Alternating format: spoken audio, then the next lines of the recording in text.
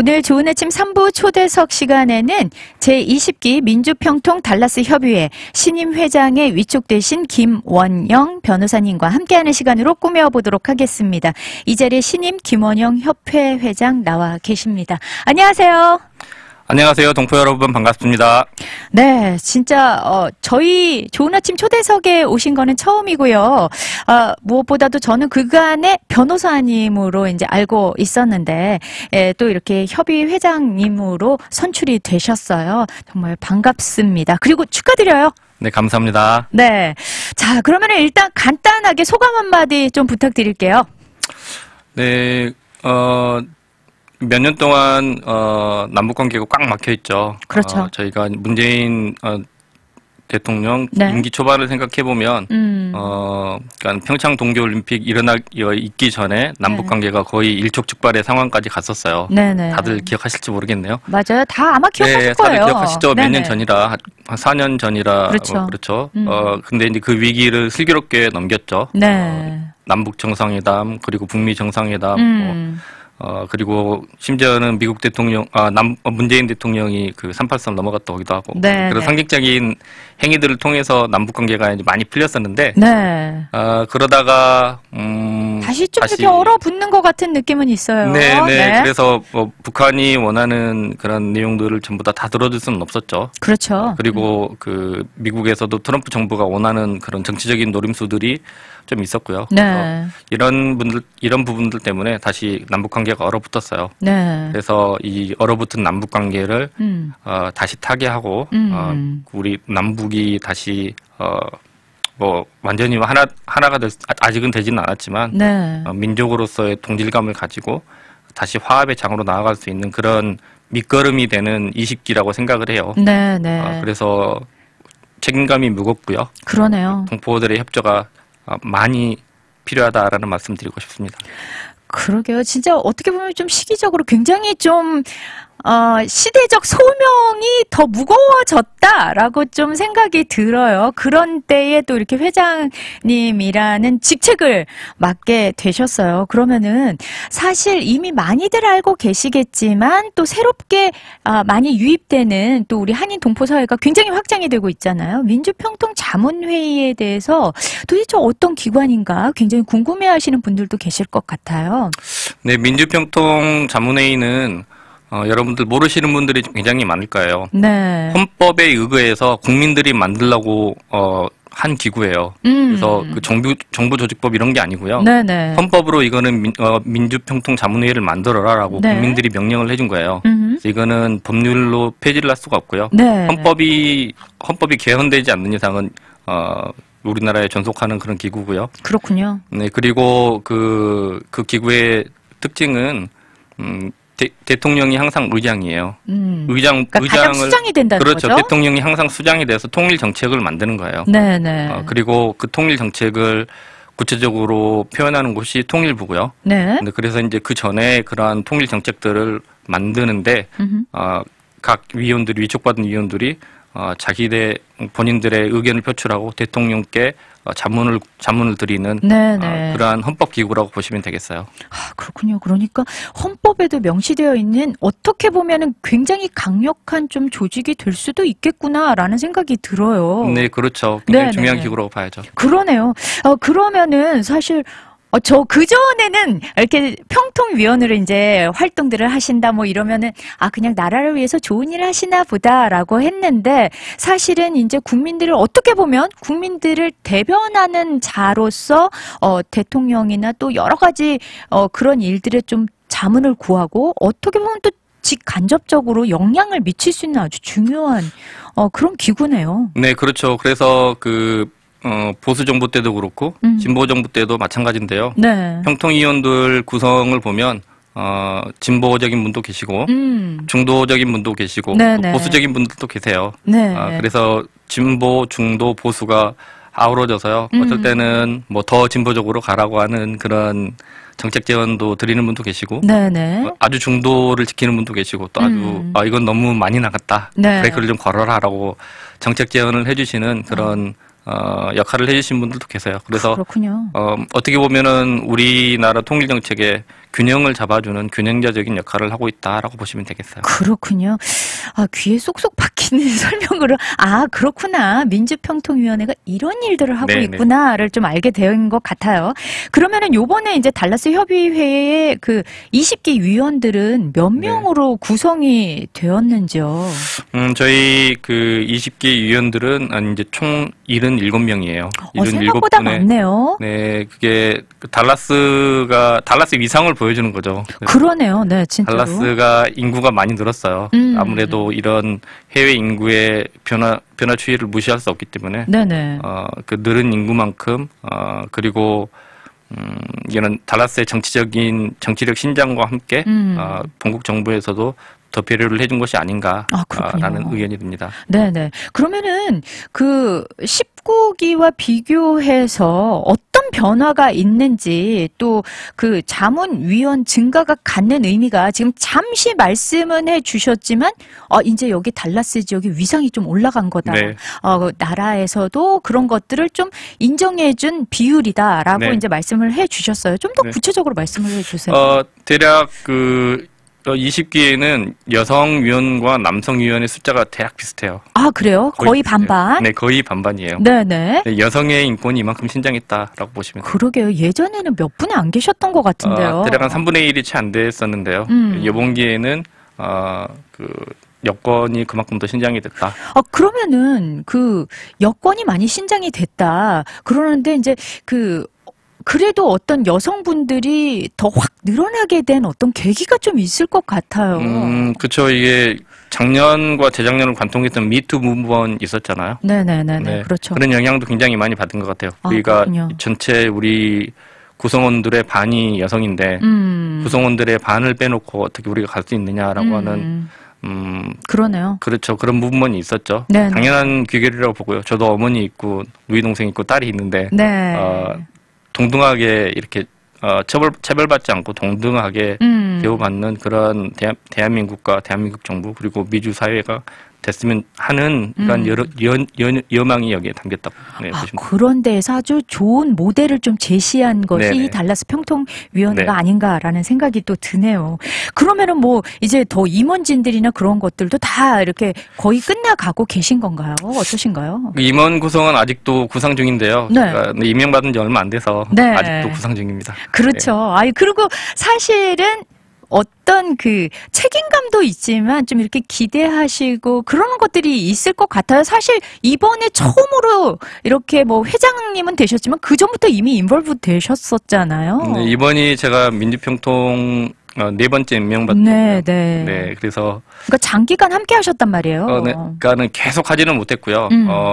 이명박 대통령 때 한 번, 박근혜 대통령 때 한 번, 네. 그리고 문재인 대통령 때 지난번과 이번 두 번 이렇게 하고 있습니다. 그렇군요. 그러면은 진짜 어떻게 보면은 우리 달라스 민주평통과 함께 또 그 역사의 한 기류에서 이렇게 가고 계시는데 그 변화들을 직접 좀 이렇게 체감하실 것 같아요. 네, 그러니까는 정책이 조금씩 바뀌기는 하는데, 네네.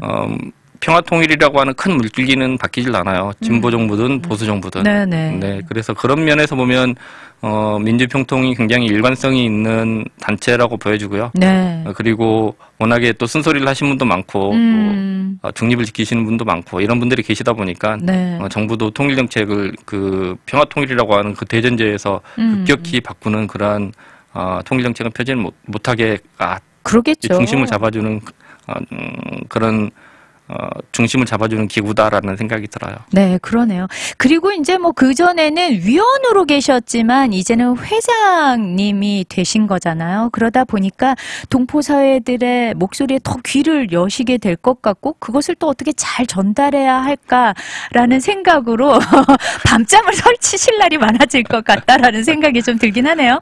네, 그래서 입은 없고 귀만 있는 사람이 되자라고 하는 생각을 했는데요. 네. 피치 못하게 오늘 이 자리처럼 네. 방송에도 나와야 되고. 그리고 이제 또 인사를 나누셔야 또 그런, 누구한테 얘기를 하지? 이럴 때 또 많은 분들이 알게 되시는 거니까요. 그쵸?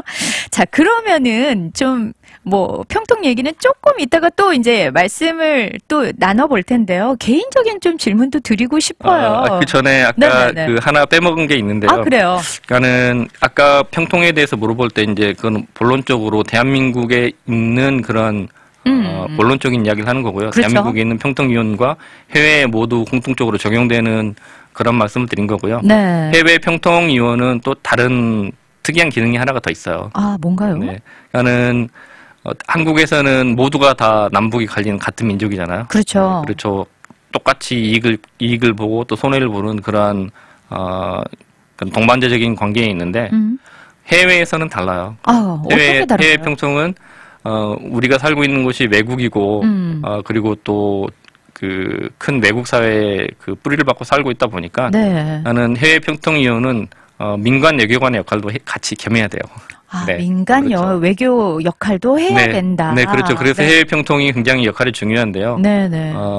그러니까는 저희들이 평화 통일에 대한 염원만 가지고 있는 게 아니고 네, 네. 구체적인 계획을 갖고 대한민국 정부나 아니면 대한민국이 이렇게 나아가고 싶습니다라고 하는 네. 그런 우리의 계획을 주변에 있는 분들에게도 영향력을 끼치고요. 그러니까 말하자면 뭐 우리는 미국에 살고 그렇죠. 있고 달라스에 살고 그렇죠. 있으니까 이제 이 지역에 또 이곳에 그렇죠. 네 대한민국을 대신해서 네, 네. 그렇죠. 그래서 이제 그런 역할도 같이 겸해야 되는 거예요. 그래서 그러니까는 우호적인 평화 통일의 우호적인 분위기를 조성을 하고 그러네요. 또 이분들에게 대한민국을 잘 모르는 분도 계시고 남북이 왜 나뉘었는지도 잘 모르는 분들도 계시고 그렇죠. 그렇죠. 남북이 그 나뉘는 배경에 일본이 결정적인 역할을 했는데 나 일본 편이야 이런 분도 계시는 분에게 네네. 일본이 과거에 어떤 일을 저질렀는지 이런 것도 역사관이나 그렇지 역사관이라 이런 것도 이렇게 설파하는 그런 민간 외교관으로서의 역할도 굉장히 중요한 거예요.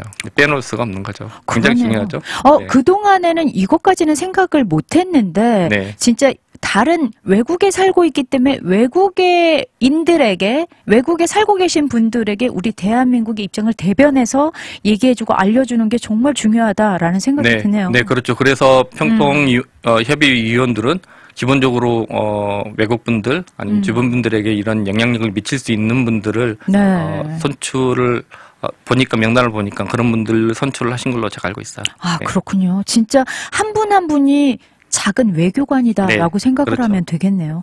그러면은 이 어깨가 점점 더 무거워질 것 같은데, 자 그러면은 저희가 잠깐 네. 브레이크 타임을 네네. 갖고요. 다시 돌아와서 개인적인 질문도 또 해볼게요. 네, 오늘 좋은 아침 3부, 4부 초대석에는 제20기 민주평통 달라스 협의회 신임 회장에 위촉되신 김원영 변호사님과 함께하고 있는데요. 여기 보니까 청취자분께서 법을 다루는 일도 힘드신데 이제 남북 관계까지 그러면서 어떤 자리 보존을 위한 것 말고 이제는 정말 어떤 편협된 정치 성향이나 그런 거 없이 중도적으로 정말 잘 전달해 주시는 큰 역할을 잘 감당해 주셨으면 좋겠다 라면서 응원 메시지도 또 보내주셨어요. 네, 응원해 주신 대로 열심히 그렇게 하겠습니다. 네, 그러면은 이제 개인적인 질문을 좀 네. 드릴게요. 사실 미국에 언제 오시게 됐는지 그리고 또 이제 변호사로 활동을 하고 계신데 특별히 법 쪽에 관심을 갖게 된 어떤 계기는 있었는지 뭐 이런 것들이 또 궁금해요. 신임 회장님으로서 도대체 김원영이라는 사람은 어떤 사람일까? 그걸 궁금해하시는 분들이 계실 것 같아요. 네, 그래서 개인 소개를 잠시 드리면, 네. 그러니까는 저희 집은 시골이에요. 전라남도 장성 시골 산골짜기거든요. 네, 네. 뭐 동네에 이렇게 과자 파는 이렇게 가게도 예, 가게도 없고. 아 진짜요? 네, 네. 그럼 멀리 걸어서 가야 돼요. 네, 학교를 가려면은 한 3km 정도 걸었던 것 같아요. 진짜 네. 십리길을 좀 걸어가신 거예요? 옆에 묘주도 지나고 오솔길도 지나고. 진짜요? 예. 제가 제 나이에 비해서는 좀 이제 시골에 살았기 때문에 네. 그런 경험들이 다 있어요. 아 그렇군요. 그래서 저희 아버지 어머니께서 이게 집을 지으려고 했는데 네. 공교롭게도 거기가 그린벨트였어요. 네. 그래서 시골 어른들이라 이제 잘 모르고 집을 지었다가 아주 그냥 처참한 꼴을 당했죠. 다 철거가 됐네. 네, 다 철거가 되고 집을 거기다 형체를 다 만들었는데 뭐 철거가 되고 이제 그런 어렸을 때 이제 이런 그 과정을 겪다 보니까 네. 이게 억울하다. 어떻게 보면 모르기 때문에 네네. 무지에서 온 피해가 있었군요. 네, 그랬던 것 같고요. 네. 지금 돌이켜보면 법령을 위반한 것은 부모님이었는데 어린 마음에는 좀 억울했겠죠. 네. 그렇죠. 엄마 아빠의 피땀이 녹아있는 네. 집인데. 네, 그래서 이제 그런 각오를 좀 다졌던 것 같고요. 네. 그리고 그 대학 1학년 때 그 은사님이 계세요. 네. 그때 1950년도에 미국 유학 오셔가지고 여기서 JD 받으시고 했던 은사님이 계시는데 네. 그때는 파격적이었어요. 대부분 다 진짜로요? 일본이나 독일로 유학을 가시는데 미국으로 유학을 오신 분 계세요. 그러게요. 네. 그분이 그 대학 1학년 때 이제 법과대 교수님이셨는데 저희 보고 그때는 뭔지도 몰랐는데 네. JD를 공부를 해보라고. JD. 네, 주리스 닥터 이쪽 네네네. 주리스 프루던스를 한번 공부를 해보라고 이렇게 네네. 말씀을 하시는데 네. 나는 그때 1학년 첫 수업인가 두 번째 수업인가 그때쯤 됐을 것 같은데 뭐 귀담아 듣고 있다가 미국 유학을 그때 결심을 했죠. 아, 그렇군요. 그러니까 어떻게 보면 아주 까마득한 산골 소년이 엄마 아빠의 일을 통해서 부당함을 겪는 것이 좀 억울하다는 마음을 갖던 차에 법대를 가게 됐는데 그곳에서 또 때마침 미국에서 공부하신 은사님을 만나게 되고 더 큰 세계로 오게 된 어떤 계기가 되신 거예요. 네, 그래서 우연히 두 번 겹쳐서 필연이 됐다라고. 그러네요. 우연도 여러 번 겹치면 필연이 되는 거니까요. 네. 그래서 여기 미국에 오신 것을 이렇게 후회하시거나 뭐 그런 적은 없고. 그렇진 않아요. 네. 그렇진 않고요. 그때 당시에 뭐 또 우연히 세 번 겹쳐서 또 평생을 함께할 발레자를 또 같은 대학 같은 과에서 만났어요. 또. 그래서 원래는 사법고시를 계속 공부를 할까도 생각을 했는데 사랑하는 사람이 생겼는데 막중한 책임감이 있잖아요. 그렇죠. 그래서 미국으로 사랑의 도피를 했습니다. 그랬는데 여기서 이렇게 또 더 큰 책임을 맡고 이제 또 새로운 또 어떻게 보면 제 2장이 시작이 된 건가요? 인생에 있어서? 네, 인생 2막이라고 봐야죠. 그렇죠. 네. 그러면요, 이제 전반부에 말씀하신 것처럼 20기 평통 이제 회장님이 되셨는데 사실 그 전에 4번이나 평통위원으로 활동을 해 오셨었단 말이죠. 그러면은 이제 달라스 협의회에서의 그 첫 계획은 무엇일지 요 상반기 계획이 어떻게 되시는지 좀 궁금하기는 해요. 네, 그 평통을 보면 대한민국 정부에서 대한민국에서 항상 그러니까는 정부기관이기 때문에 항상 해야 될 일들이 있어요. 항상 해야 될 일들이 있고 항상 해야 될 일들의 하나는 상반기에 출범식이 있고요. 하반기엔 출범식이 있고요. 그때가 대략 한 10월 중순이나 말쯤 되지 않을까 싶어요. 네, 출범식을 일단 준비를 하셔야 되겠군요. 네, 출범식 준비를 해야 되고요. 그리고 11월 달쯤에 항상 보면 달라스 자체적으로 평통협의회 자체적으로 무숙자들을 위한 홈리스들을 위한 봉사가 한 번 있어요. 봉사활동도 있고요. 그러면은 올해가 거의 지나가지 않을까. 그렇군요. 지금 참 젊으신데 잘 하시겠죠 라면서 그러면서 이제 또 민주평통이 뭐 하는 곳인가요? 이제 들어오셨나 봐요. 네네. 그래서 또 4부에 또 조인하신 분들이 계실 테니까 민주평통은 뭐 하는 곳이다 간략하게 한 번 더 말씀을 해 주시죠. 네, 민주평통은 남북이 그러니까 대한민국이 좀 특수하잖아요. 전 세계 분단 국가가 몇 되지 않아요. 맞아요. 네, 그래서 이 분단 상태를 해소하자라고 하는 차원에서 만들어진 대통령 자문기구예요. 그거는 헌법으로 만들어진 자문기구고요. 그리고 해외 민주평통은 또 하나 더해서 우리가 살고 있는 이 외국 사회에 대한민국과 북한이 왜 하나로 합쳐져야 되는지에 대한 당위성을 전파하고 합치되 평화적으로 합칠 수 있도록 그런 여론을 환기시켜주고 여기에 그런 우호적인 세력들을 만들어라라고 하는 당위성이 저희에게 부여돼 있어요. 네. 아주 짧게 3가지로 요약을 해 주셨어요. 진짜 민주평통협의회는 우리 분단 상태를 평화적으로 해소를 하자라는 아주 평화통일을 거두로 해서 출범된 대통령 자문기관이고요. 또 작은 외교관 역할로서 해외에서 우리의 이런 평화통일 염원을 담은 것들을 설파할 때 우호적인 분위기를 만들어내는 그런 역할도 같이 하신다라고 네. 말씀을 해 주셨습니다. 그렇다면 특별히 주안점을 두고 이제 계획하는 것들이 있으신지요? 네, 그래서 그 목적에 충실해야 되잖아요. 네, 그렇죠. 첫 번째로는 대통령의 자문에 적극적으로 임하는 우리 20기 평통 협의회가 되도록 하고요. 네네. 그리고 두 번째로는 두 번째로 주어진 역할인 해외에 주어진 역할인 네. 우리 지역 사회, 우리 대한민국과 그다음에 북한이 왜 하나로 합쳐져야 되는지, 왜부터 시작을 해야 되죠. 왜 분단이 됐고, 분단이 돼서 얼마나 그 많은 고통을 겪었으며, 왜 다시 하나로 합쳐져야 되는지, 합치되 극한적인 방법이 아닌 네. 평화적인 방법으로 합쳐져야 되고, 네. 그다음에 그러한 그 평화적인 방법으로 합쳐지는데 전 단계들인 남북의 그 어떻게 보면 극한적인 대립을 피하고, 그렇죠. 지금은 정전인데 정전협정을 뭐 평화협정으로, 그러니까는 종전협정으로 가고 종전협정이 네. 평화협정으로 되고, 동시에 북한이 이제 핵무기 이런 거를 만들고 있는데, 동시에 이제 북한의 북한이 이제 이런 핵무기를 없애도 자기들이 갖지 않아도 생존할 수 있다라고 네네. 하는 그런 어시오런스를 주고, 네. 이러면서 우리가 하나로 남북이 공존하면서 또 남북이 또 연합하고 네. 그리고 결국에는 통일의 길로 나아가는 그러한 길을 열어나가는데 네. 달라스가 이렇게 미랄이 돼야 되겠다라고 네, 하는 각오를 다지는 20기 평통이 되도록 하고요. 진짜 보니까 어떻게 보면은 이제 이 달라스도 한인 그 인구가 거의 뭐 한 세 번째, 네 번째, 한 다섯 번째 안에는 들지 않나요? 네, 우리가 노리고 있는 곳이 넘버 3입니다. 아, 그런가요? 네, 그러다 애틀랜타를 제끼는 게 우리 목표입니다. 아, 그래요? 이번 회기에 하셔야 될 일이. 네, 아마 한일회님과 여기 영사관에서 열심히 노력하고 평통에서 뒷받침해주면 가능하지 않을까. 네네. 그러다 보니까 어떻게 보면 이제 이 한인 사회, 미주 한인 사회를 좀 리드하는 그런 주가 되지 않을까라는 생각이 드는데, 그러다 보면 사실 이런 평화 통일을 위해서 노력하는 것들이 사실 2세 교육에도 굉장히 중요한 영향을 끼치잖아요. 네. 여기 지금 자라나고 있는 2세, 3세 아이들을 위해서 어떤 식으로 진짜 또 우리 민주평통협의회가 또 이렇게 알려줄 수 있을까요? 그래서 보면은 저희 세대도 북한에 한 번도 가보지 못한 세대잖아요. 그렇죠. 맞아요. 네.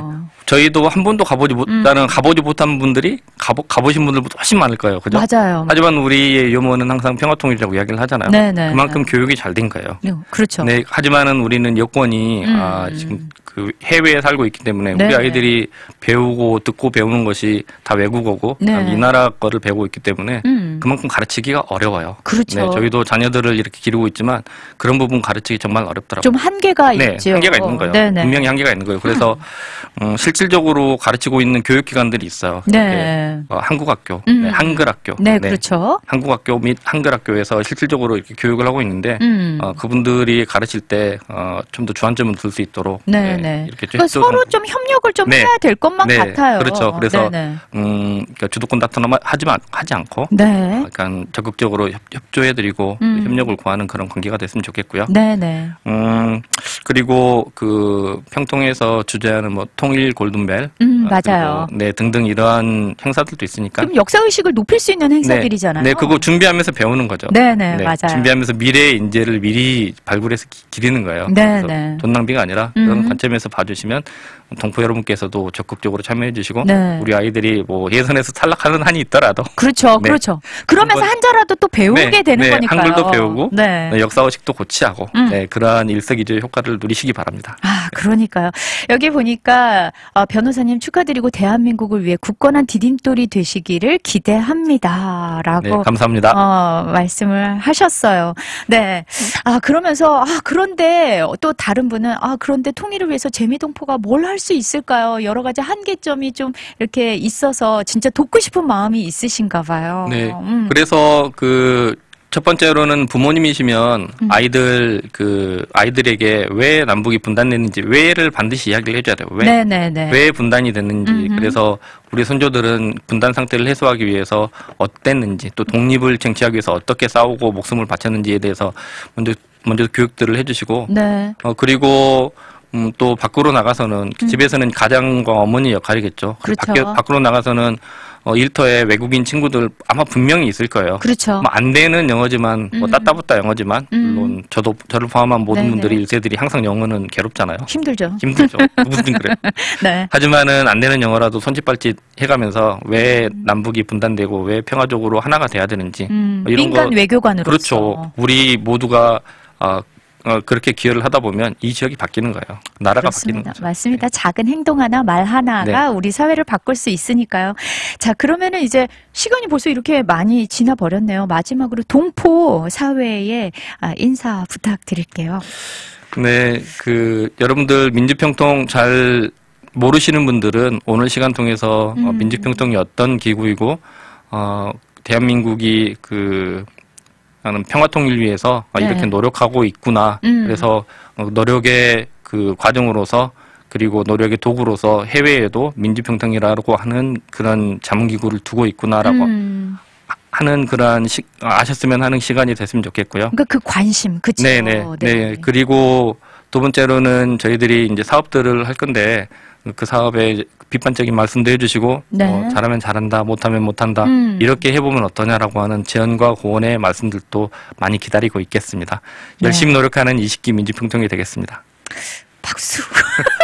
지금 박수, 물개 박수가 막 나올 것 같은데, 어떻게 보면 참 너무 겸손하시고, 여러분들의 귀와 눈이 되어서 앞장서서 열심히 또 전달하겠다, 바꿔나가겠다, 그런 말씀을 해 주셨습니다. 오늘 20기 민주평통 달라스협의회 신임 회장에 위촉되신 우리 김원영 신임 회장님 모시고 비전과 각오 함께 들어봤습니다. 아마 많은 분들이 응원하고 도와주시지 않을까 싶어요. 오늘 함께 해주셔서 감사합니다.